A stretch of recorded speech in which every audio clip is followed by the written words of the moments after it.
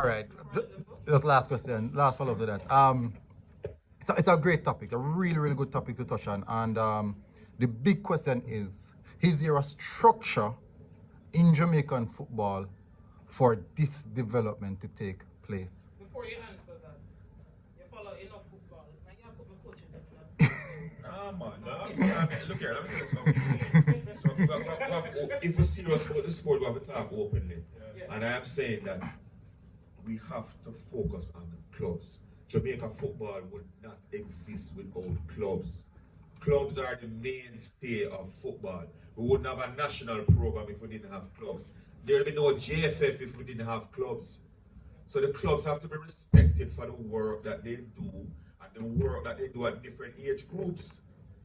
How many clubs in Jamaica have different age groups from under 9, under 10, under 13, under 15, under 17, where players can matriculate to senior level?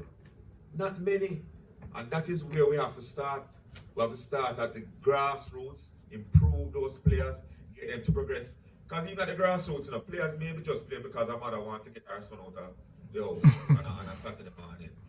But no, if the players are real interest and insight to play the sport, see that he matriculates through the various age groups, and then he can become a world-class player. It's not easy to be a professional.